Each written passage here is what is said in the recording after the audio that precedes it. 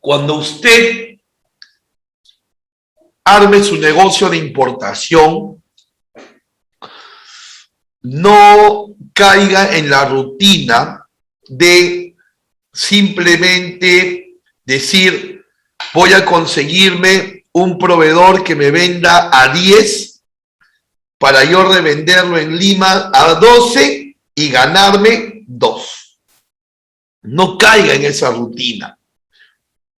Yo quiero presentarte a ti en este momento las posibilidades comerciales que tú puedes desarrollar con un negocio de importación, para que estas ideas que te voy a dar en este momento las puedas incluir en tu plan de negocio, en tu proyecto de negocio. Por ejemplo, yo puedo ser un importador y desarrollar mi propia marca. Yo puedo ser un importador y desarrollar mi propia marca. Yo puedo decirle al proveedor extranjero que mande el producto ya con mi marca ahí bien rotulada, o le puedo decir que me lo mande sin marca y yo colocarle mi propia marca. Entonces, nosotros podemos ser una empresa importadora, pero que mercadee, que mueva, que posicione su propia marca tranquilamente, ¿no? Otra cosa que también, otra posibilidad comercial que podemos desarrollar con los proveedores de afuera es que ellos trabajen nuestros diseños. Si de repente tú que estás aquí en esta clase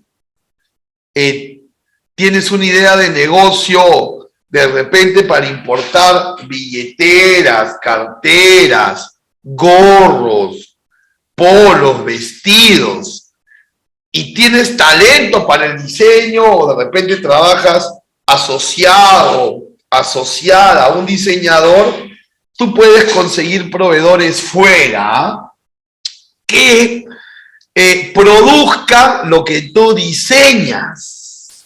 Produzcan lo que tú diseñas. Y eso también te va a permitir entonces a ti moverte en el mercado peruano como una empresa importadora que mueve su propia marca y mueve sus propios diseños. Entonces, ¿qué estás haciendo con esto? Al tú manejar tu propia marca y tus propios diseños, estás utilizando a tu proveedor como tu fábrica. Estás utilizando a tu proveedor como tu fábrica. No estás comprando lo que ellos ya tienen predeterminado, sino que el proveedor está trabajando para ti. Está haciendo tu mano de obra allá en origen. Entonces, ya tu negocio de importación rompe esa rutina que les decía, ¿no? Consigo un proveedor que me venda 10, yo revendo a 12 y gano 2. Ya estás yendo más allá, desarrollando tu propia marca, desarrollando tu propio diseño, utilizando al proveedor en origen como tu fábrica. Al mismo estilo, por ejemplo, de las zapatillas Nike, ¿no? Las zapatillas Nike son marca norteamericana, diseño norteamericano, pero la mano de obra es asiática, ¿no? Entonces, yo te invito, hoy que estamos en este taller de cómo formar una empresa importadora, a que en tu proyecto de negocio inyectes esta idea de la marca propia, del diseño propio, de concebir a tu proveedor como tu fábrica. De otro lado, de repente tú puedes estar pensando en este momento que lo tuyo no va por el lado de diseñar ni de tener marca propia, sino que lo tuyo va por representar una marca que ya existe. O sea, no construir una marca, sino representar una marca extranjera que ya existe. Y eso también es una posibilidad al momento de importar. Por eso nosotros, y quiero que salgamos del taller de hoy con esa idea, nosotros, más que un proveedor, debemos buscar en origen un socio, ¿no? Y en el caso de quienes quieren representar una marca, mi recomendación es que esa representación la tienen que pedir en el más breve plazo. Tienen que pedirla en el más breve plazo. ¿Qué significa el más breve plazo?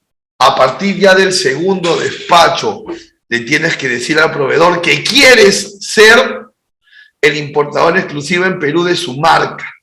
¿Cuál va a ser tu beneficio? Tu beneficio va a ser que cuando otro importador, a través de la inteligencia comercial, ubique a tu proveedor ya no le pueda vender directamente porque tú eres el representante en Perú. Entonces, cada vez que alguien le escriba a tu proveedor responderá, no te puedo vender porque el representante en Perú es tal empresa. Y entonces así empiezas tú también a tener más clientes y ejerces una especie de monopolio, ¿no? Entonces, por ahí va la representación. Ahora, no exagero, ojo, no exagero cuando digo que a partir del segundo despacho le puedes pedir la representación. Y te digo que no exagero porque yo he sido testigo de importadores que al segundo o tercer despacho han pedido la representación y se lo han dado. Obviamente, les han dado la representación de un producto o dos productos de toda la línea, ¿no? Igual hay que ir de menos a más, pero es importante hacerlo porque te puede pasar que de repente eran 10, 11, 12 despachos y al siguiente despacho el proveedor te dice, ya no te puedo vender porque tengo un representante en Perú.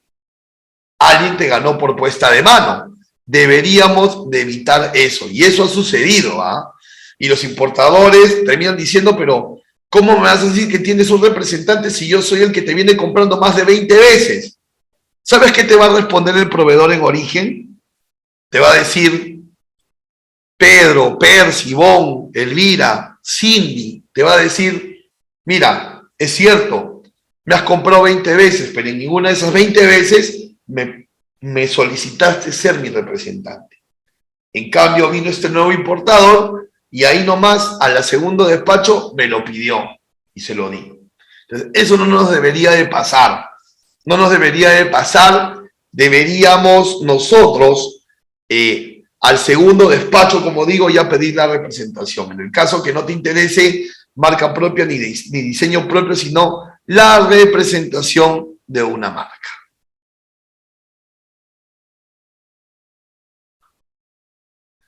¿Ok?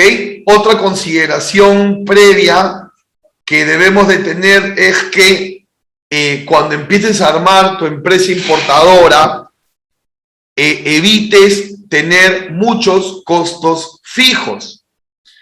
Recuerda que los costos fijos son aquellos costos que vendas o no vas a tener que asumir, ¿no? Un alquiler de tienda, un sueldo, etcétera. Yo los invito a que cuando armen su proyecto de negocio de importación o si ya lo están armando, traten de incluir al inicio la menor cantidad de costos fijos, ¿no? Por ejemplo, si tú estás pensando dónde voy a poner una tienda para exhibir mis productos, no estás pensando de manera correcta. Lo que tú debes de hacer es importar, almacenar en casa y luego ir haciendo los deliveries según los pedidos que tengas, ¿no? Pero hacer una importación y físicamente tener una tienda desde el inicio es hacerse demasiados costos fijos al principio que probablemente no vayamos a poder cumplir. Lo que yo les recomiendo es importar, promocionar y vender online y luego hacer un delivery tercerizado cada vez que tengan un pedido. Ya más adelante, cuando los ingresos económicos del negocio pues así lo ameriten, ya será el momento de tener una tienda física, pero en el inicio no. Podemos hacer la combinación, importar, almacenar en casa, vender por internet.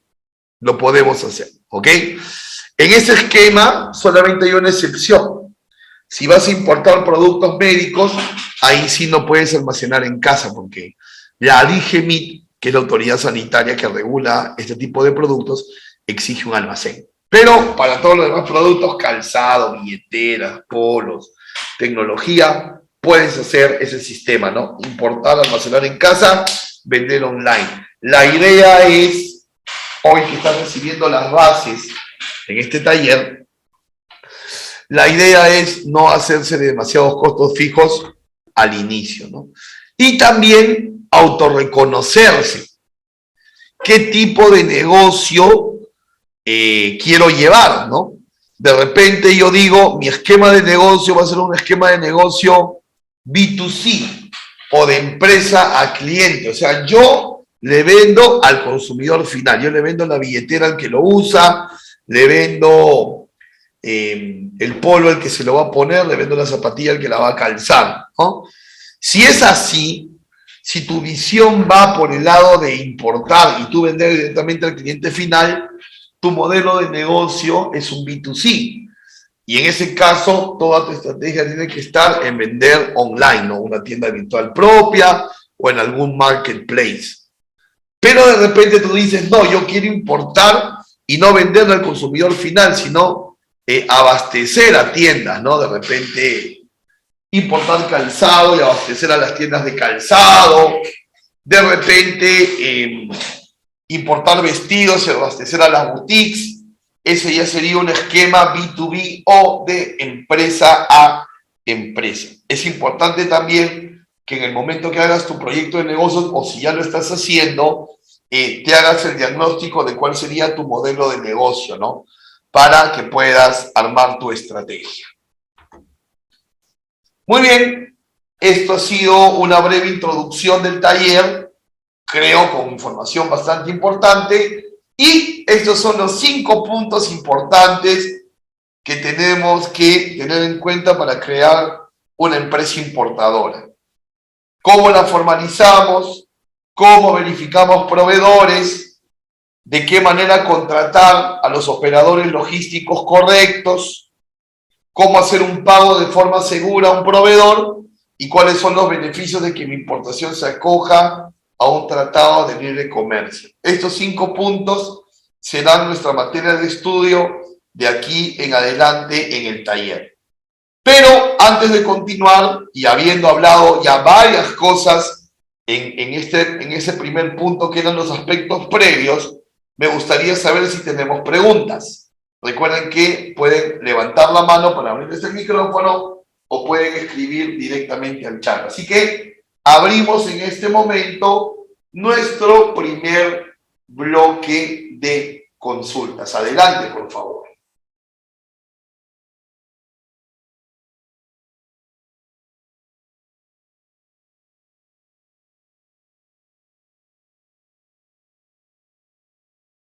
Aprovecho en dar las buenas noches a Cindy, a Elvira, a Ivonne, a Noemí, a Pablo, a Pedro, a Percy y a nuestro compañero que aquí firma como ESFON. Si nos puedes dejar tu nombre en el chat, sería excelente. Hola. ¿Te parece que ESFON tiene una pregunta? Adelante, por favor, y buenas noches. Sí, soy Stephanie Rojas. Ok, Stephanie, te voy a renombrar aquí. Yo soy desde mi iPhone y parece que solamente tiene ese nombre. Sí, no te preocupes, aquí te voy a renombrar. Stephanie Gracias. Rojas. Stephanie, muchas gracias por ser la primera que va a inaugurar las preguntas de este taller. Adelante, por favor. Sí, yo personalmente estoy emprendiendo un negocio, pero estoy trabajando con personas que fabrican aquí. Sin embargo, mi carrera es negocios internacionales y mi idea es también importar, porque también he viajado y he traído, digamos, ropa deportiva del extranjero, ¿no? Y sé que todos son de China, entonces por eso es mi interés. Pero también me interesó lo que comentaste sobre la representación del producto.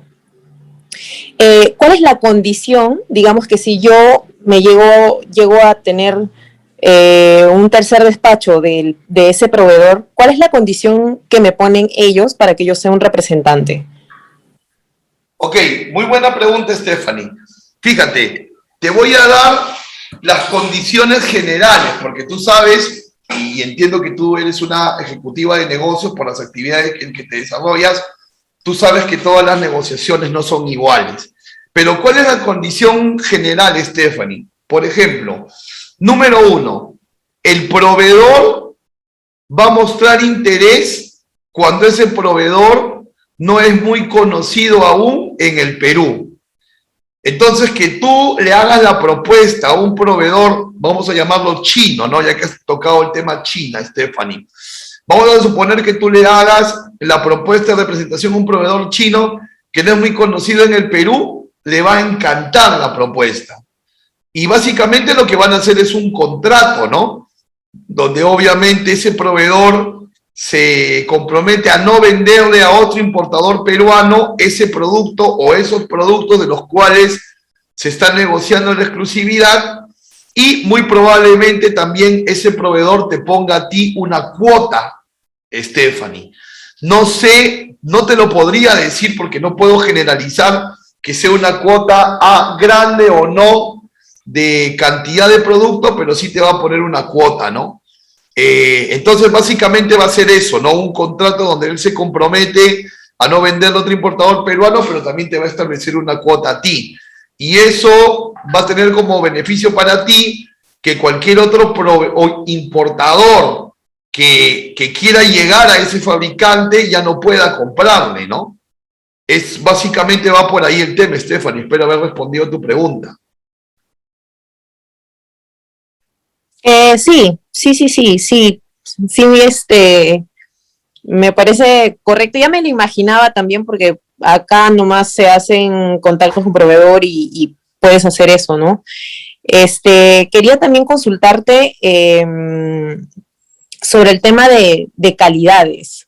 Sé que muchas telas de las que importan aquí empresarios no son las mismas que, por ejemplo, se les da al mercado de Estados Unidos, por ejemplo, ¿no? Y no sé, en tema de calidades, porque para mí es súper importante si hablamos de telas o de ropa, en tema de calidades, no sé cómo se puede manejar eso. ¿Tú tienes algún conocimiento sobre eso? Mira, en el tema de China, es un mito, Stephanie, que todo lo chino sea de calidad baja. Los proveedores chinos les gusta mucho versionar. Entonces, un proveedor chino te puede ofrecer una misma materia prima, una misma tela, calidad A, calidad B o calidad C. Obviamente esa calidad C va a ser muy barata y la calidad A ya va a tener un precio mayor, ¿no? Pero tú puedes a ese tipo de proveedor chino o a los proveedores chinos de ropa deportiva solicitarles precios, cotizaciones del mismo producto en diferentes calidades de tela. Adicional a ello, Stephanie, se supone que en ese proceso de negociación tú vas a pedir muestras comerciales del producto también. Gracias por la pregunta. Gracias a ti por responder. Gracias. Espero tus nuevas preguntas ya conforme vayamos avanzando en el desarrollo de la clase. Tengo una pregunta de Ivonne. Hola, Ivonne. Buenas tardes. Qué gusto conversar contigo por esta vía. Ivonne nos pregunta por el chat, ¿cómo saber si una marca está registrada en Perú? Buenísima pregunta. A ver, Ivonne, y todo el grupo de trabajo que estamos hoy reunidos aquí. Hay dos maneras de saber si existe para un determinado producto, ya existe un importador exclusivo en Perú. Hay dos maneras de saberlo. Una es con el mismo fabricante. Es decir, de repente tú, Ivonne, haciendo una investigación, llegas al mismo fabricante, le pides una tarifa y el fabricante te dice, no, Ivonne, lo siento, no te puedo vender porque tengo un representante en Perú, a esta empresa lo ubicas en tal lugar. Ya ahí estás siendo informada por la fuente más fidedigna de todas, el fabricante. Pero si no llegas al fabricante, lo que tienes que hacer, Ivonne, es entrar a la web de Indecopi y en la búsqueda de marcas, poner la marca. Y ahí va a salir si tiene un representante en Perú o no lo tiene. Y si lo tiene, la única salida que tendrías es pedirle la venia a esa empresa peruana para que te permita traer ese producto. Pero si no te lo permite, no lo vas a poder traer.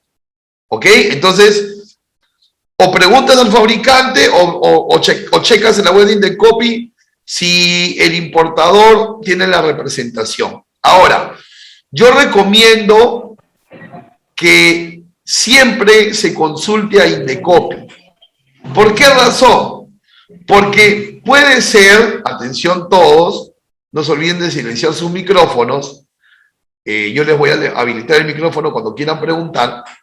Les decía que igual siempre chequen en Indecopi, porque puede pasar que un proveedor inescrupuloso, que no es el fabricante, sino que es un revendedor, puede estar queriéndoles vender a ustedes un producto que ya tiene representante aquí y se los termina vendiendo. Y el problema tú lo vas a tener cuando la carga llegue a la aduana aquí en Perú y la aduana lo inmovilice. Entonces, para estar librados de ello y estar cubiertos, lo que yo recomiendo es que siempre chequen en la web de Indecopi para eso, ¿ok? Muy bien. Entonces, antes de adentrarnos ya en estos que son los 5 puntos centrales del taller online del día de hoy, quisiera saber si tenemos más preguntas.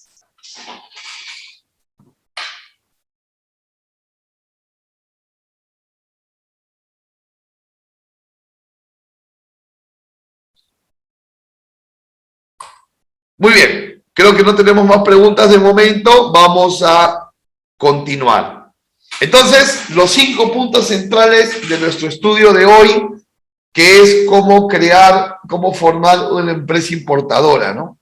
La formalización, la verificación de proveedores, cómo contratar buenos operadores logísticos, cómo pagar de forma segura un proveedor y qué beneficios me dan los tratados de libre comercio. Bien, vamos primero con la formalización. O sea, primero nuestra casa tiene que estar ordenada. Y quiero que tengas en claro algo, ¿no? Quiero que tengas en claro algo. Quienes tengan RUC no tienen límites para poder importar.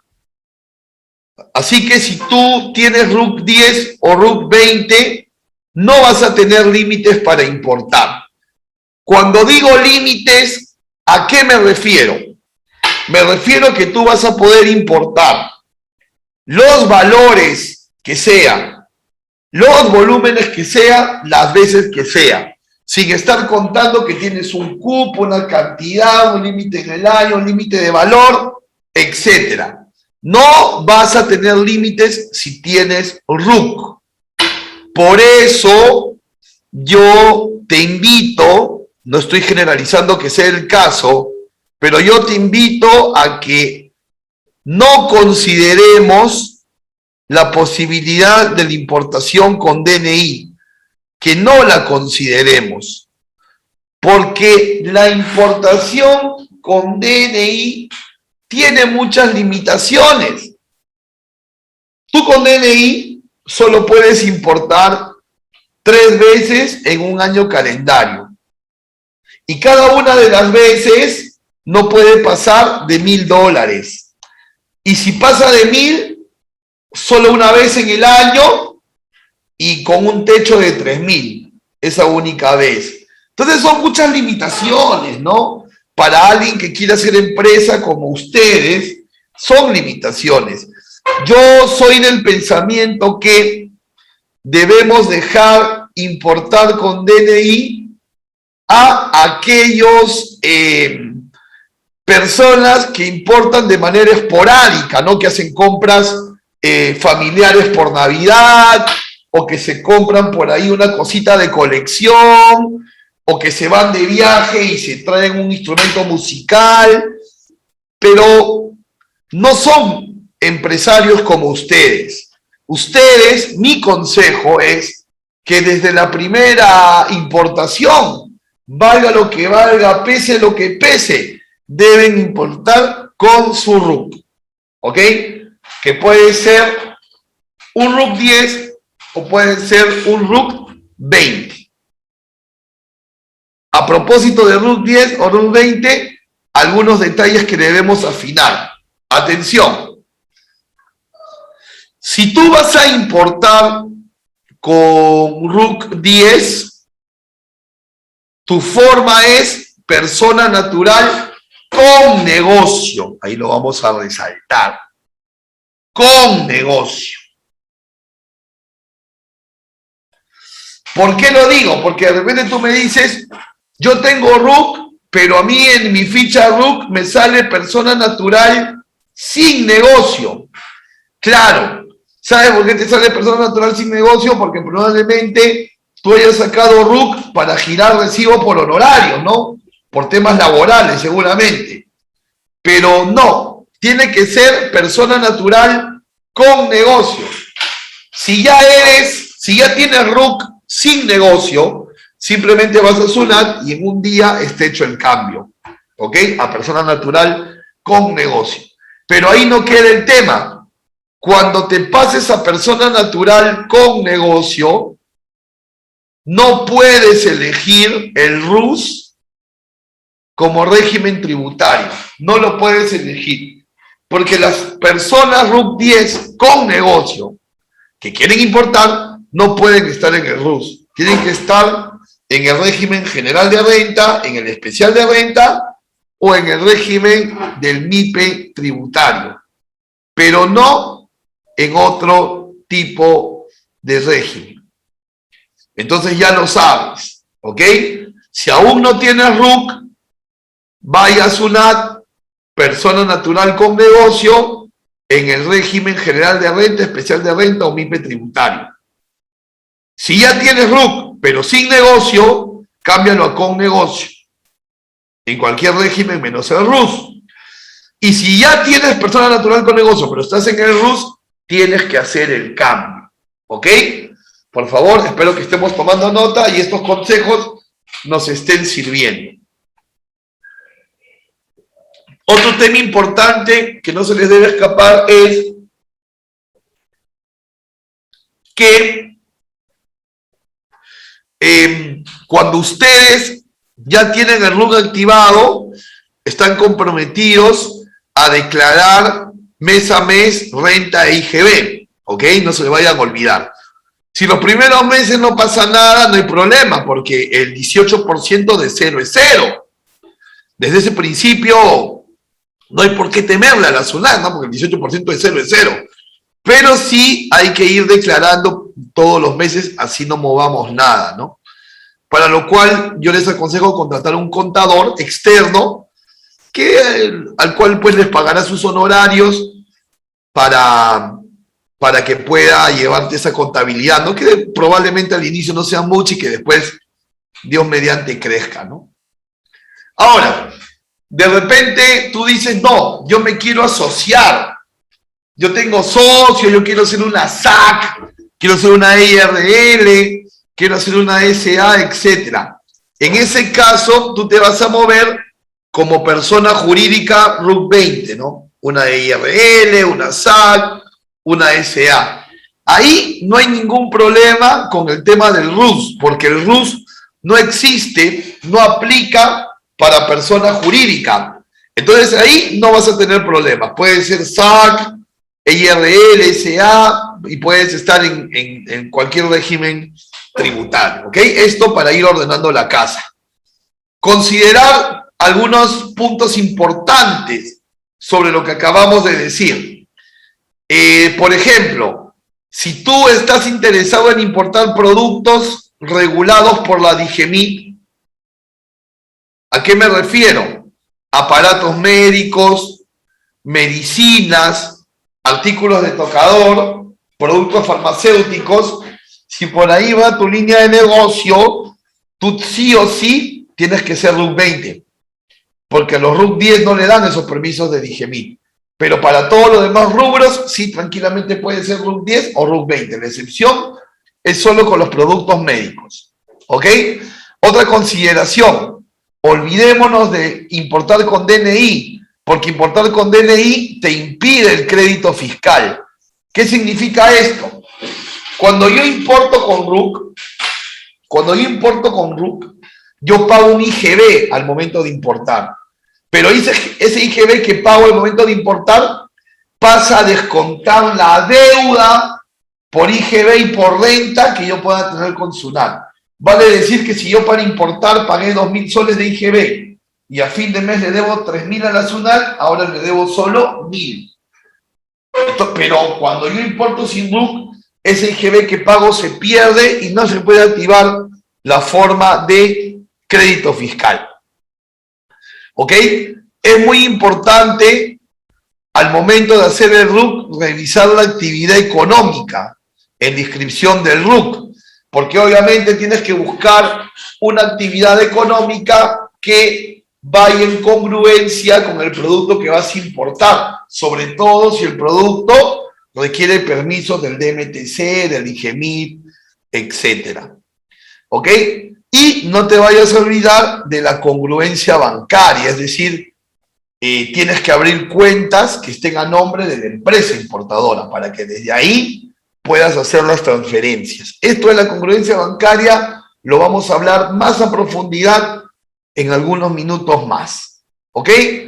Entonces, esto es lo concerniente a formalizar la empresa importadora con el tema RUC 10, con el tema RUC 20. Entonces, creo que es el momento pertinente para que podamos abrir un segundo bloque de ronda de preguntas, puntualmente de este tema de cómo constituir la empresa y qué tipo de RUC me va a convenir.